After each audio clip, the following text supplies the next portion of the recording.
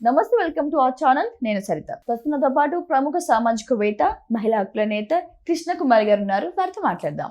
నమస్తే మ్యామ్. నమస్తే. Right. So Bombay high court ఒక సంచలన తీర్పునిచ్చింది. అదేంటంటే మైనర్ బాలికకి ఎవరైనా ఐ లవ్ యూ చెప్తే అది తప్పు కాదు, నేరం కాదు, లైంగిక నేరం అస్సలు కాదు అని చెప్పడం జరిగింది. అయితే దీని మీద ఒక స్టోరీ కూడా జరిగింది. 2015లో ఒక అమ్మాయి 11th క్లాస్ చదువుతున్న అమ్మాయికి ఒక యువకుడు వచ్చి ఐ లవ్ యూ చెప్తే వాళ్ళు వెళ్ళి కంప్లైంట్ చేయడం జరిగింది. ఆ కంప్లైంట్ ఇచ్చే తర్వాత ఈ ప్రాసెస్ అంతా అయిన తర్వాత హైకోర్టు ఇలా ఇవ్వడం జరిగింది. సో ఒక ఐ లవ్ యూ చెప్తే నేరం కాదు అనడం దాని మీద మీ మాటల్లో ఏం చెప్తారు? దీన్ని నేను పూర్తిగా విభేదిస్తున్నా. ఎందు గురించి అంటే మనం మామూలుగా మనకున్న మహిళల చట్టాలకు సంబంధించి ఇంతకు ముందున్న చట్టాలన్నిటినీ, అంటే అత్యాచార ఘటనలకు సంబంధించిన చట్టాలు అన్నిటినీ పునఃసమీక్షించి ఫైనల్గా నిర్భయ చట్టం వచ్చింది. నిర్భయ ఘటన జరిగిన తర్వాత ఆ నిర్భయ చట్టం ఏం చెప్తుంది అంటే 30 సెకండ్ల పాటు ఎవరైనా సరే తేరిపార చూసినా కానీ, అలాగే తేరిపార చూసిన దాని గురించి ఆమె గనక అభ్యంతరం వ్యక్తం చేసినప్పటికీ చెయ్యకపోయినప్పటికీ చూడటం నేరం. అంటే ఇక్కడ చెప్పదలుచుకుంది ఏంటంటే, మీరు పని పాట లేకుండా గాలికి బస్ స్టాపుల్లోనూ, రైల్వే స్టేషన్లోనూ, రైళ్లల్లోనూ, ఆఫీసుల్లోనూ ఒక అమ్మాయి కనిపించింది అనగానే తదేకంగా చూడటము ఆ అమ్మాయికి చాలా ఇబ్బందికరం. మీరు మాట్లాడకపోవచ్చు, ఏమీ చేయకపోవచ్చు, ఏదన్నా కానీ ఏ రకంగానైనా మీరు 30 సెకండ్ల పాటు తేరిపార చూస్తే కూడా తప్పు అని చెప్తున్నప్పుడు, అంటే అంత మైన్యూట్కి ఎందుకు వెళ్ళారు అంటే అక్కడి నుంచి స్టార్ట్ అవుతాయి. ఆ చూడడం దగ్గర నుంచి స్టార్ట్ అవుతాయి. ఈ చూడడము అనేది చూడడము, వెంబడించడము, మాట్లాడించడము, దారికి అడ్డగించటము, స్నేహం పేరుతో పరిచయాన్ని పెట్టుకోవడం, ఇలా చేసి చివరికి ఐ లవ్ యూ చెప్పి ఐ లవ్ యూ తర్వాత ఇంకా ఇంకా ఇంకా ఇంకా కొనసాగించి వాళ్ళు నిరాకరిస్తే వాళ్ళపైకి దాడులకి దిగడం, ఇది ఒక ప్రాసెస్ అయిపోయింది. అందుకని ఏం చేశారు అంటే అసలు స్టార్టింగ్లోనే సామెత ఉంది కదా మనకి, మొక్కై వంగందే మానై వంగుతుందా అని. అందుకని ఆ స్టార్టింగ్ పాయింట్ దగ్గరే దీనికి బ్రేక్ వేయాలి అనే ఉద్దేశంతో చట్టంలో ఇది చేర్పించారు. అలాగే ఎవరికైనా సరే ఐ లవ్ యూ చెప్తాను అంటే ఐ లవ్ యూ చెప్పు, కానీ ఆమె నో అనేంత వరకు చెప్పు. No means no. ఇక్కడ మనకి ఒక పెద్ద స్లోగన్ ఏంటి అంటే నో మీన్స్ నో. ఆమె నో చెప్పింది అంటే ఇంకంతే, అదే ఫైనల్ మాట. నువ్వు చుట్టూ చక్కర్లు కొట్టడము, బండ్లు వేసుకుని వెంబడించటము, మాట్లాడించడానికి ప్రయత్నించటము, పరిచయాన్ని పెంచుకోవడము, ఇవన్నీ వరుసగా వచ్చేస్తాయి. కాబట్టి నో మీన్స్ నో అన్నారు. ఇది ఈ నో మీన్స్ నో అనే మాట ఎంత ప్రాచుర్యంలోకి వచ్చిందంటే, ఇప్పుడు సాఫ్ట్వేర్ కంపెనీల్లో ఈ జెండర్ సెన్సిటివిటీకి సంబంధించి, జెండర్ ఈక్వాలిటీ గురించి క్లాసెస్ చెప్పేటప్పుడు ఇదే చెప్తారు వాళ్ళకి.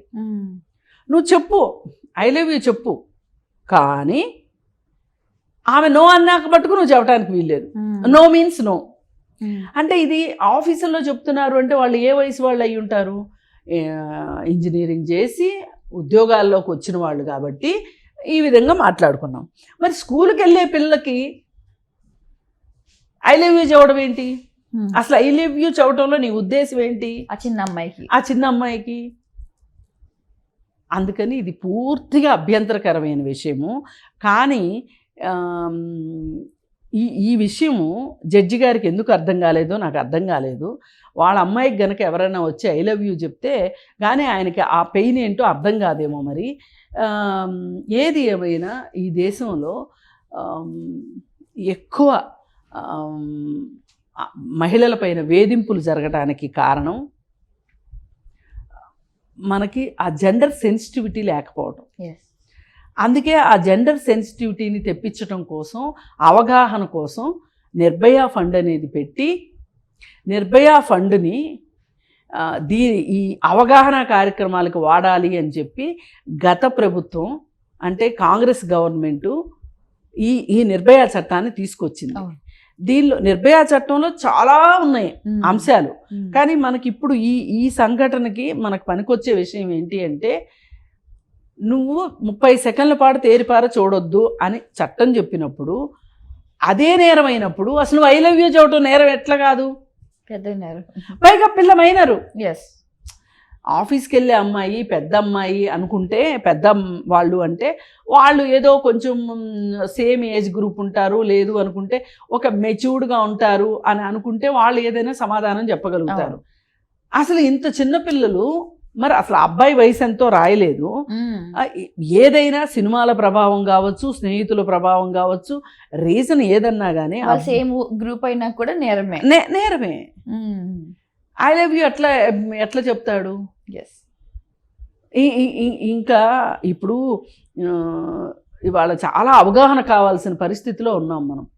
అసలు జెండర్ పట్ల అవగాహన లేదు మనకి, మహిళ పట్ల అవగాహన లేదు, అసలు జెండర్కి సెక్స్కి తేడా తెలియదు మనకి. ఈ పరిస్థితుల్లో ఈ దేశంలో యువకులు వాళ్ళకే అర్థం కాక, వాళ్ళకే తెలియక కొట్టుమిట్టాడుతున్నారు. అందుకే ఇవన్నీ వస్తున్నాయి. పోనీ ఐ లవ్ యూ చెప్పిన తర్వాత అక్కడితో ఆగుతుందా? దాంతో పరిచయం అక్కడే స్టార్ట్ అవుతుంది పెద్ద సమస్య. అక్కడి నుంచే మొదలవుతుంది. అందుకని మనం ఖచ్చితంగా ఈ విషయాల్ని ఖండించాల్సిందే. పైగా ఇంకా ఇక్కడ అతనికి శిక్ష వేయకపోయినా కానీ మందలించి అతనికి సోషల్ పనిష్మెంట్స్ ఇచ్చి ఉండాల్సింది. సోషల్ పనిష్మెంట్స్ అతనికి ఒక అవగాహన కలిగించి, అతను కొన్ని స్కూల్స్కి వెళ్ళి అవగాహన కార్యక్రమాల్లో పాల్గొనాల్సింది అని చెప్పి తీర్పిచ్చున్నట్లయితే అసలు ఇప్పుడు ఈ అబ్బాయికి ఏంటి, ఓ నేను చేసింది తప్పు కాదు అంటే ఇప్పుడు వీడి కొమ్ములు వచ్చేసినట్టు అవుతుంది కదా, రేపు ఇంకొకటి చేస్తాడు కదా.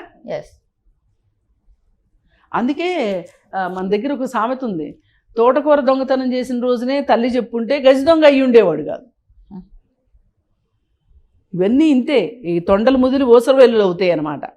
అందుకని పైగా ఇక్కడ ఇంకొకటి ఏంటి అంటే, కేంద్ర ప్రభుత్వం ఇప్పుడు బీజేపీ ప్రభుత్వానికి ఏమాత్రం మహిళల పట్ల గౌరవం లేదు, మహిళల సంక్షేమం పట్టింపు లేదు వాళ్ళకి. నిన్నగాక మొన్న మధ్యప్రదేశ్లో ఒక బాగా బిజీగా ఉన్న ఒక హాస్పిటల్లోకి ఒక పేషెంట్ అటెండెంట్గా ఉన్న అమ్మాయి దగ్గరికి హడావుడిగా ఒక యువకుడు వచ్చేసేసి ఆ అమ్మాయిని ఇలా పక్కకు లాగేసేసి కత్తిపెట్టి నరికేసి వెళ్ళిపోయాడు. అంటే నేరాలు ఇంత అవలేలగా, ఇంత సులువుగా జరుగుతున్నాయి. అది పైగా హాస్పిటల్లో. మరి ఇట్లాంటప్పుడు ఇలాంటి తీర్పులు రావటం కోతి కొబ్బరికాయ దొరికినట్టు అవ్వదు. అందుకని ఏంటంటే ఇది చాలా చాలా తప్పు. అసలు ఇవాళ నిర్భయ చట్టం గురించి అవగాహన కలిగించాల్సింది పోయి నిర్భయ ఫండ్ ద్వారా ఏమీ చేయకోకుండా ప్రభుత్వం కాలక్షేపం చేస్తుంది. మహిళల పట్ల వాళ్ళకి గౌరవం లేదు, వాళ్ళ క్షేమం పట్ల సంక్షేమం పట్ల ఈ ప్రభుత్వానికి అసలు పట్టింపు లేదు. ఉండుంటే గనక ఎలాంటి తీర్పు రాదు. ఇప్పుడు అక్కడ ఎవరున్నారండి అధికారంలో? మహారాష్ట్రలో బీజేపీ ప్రభుత్వం ఉంది, కేంద్రంలో ఎవరున్నారు? బీజేపీ ఉంది. మరి వీళ్ళే చెప్తారు ఎక్కడ స్త్రీలు పూజించబడతారో అక్కడ దేవతలు నర్తిస్తారు అని చెప్తుంటారు కదా. మరి అలాంటప్పుడు ఇలా ఒక 11వ క్లాస్ చదివే పిల్లకి ఐ లవ్ యూ చెప్తే కోర్టు ఎట్లా సమర్థిస్తుంది చెప్పండి, మైనర్ గాలికి. అందుకని దీన్ని మనం పూర్తిగా వ్యతిరేకిద్దాం. Thank you madam, thank you so much.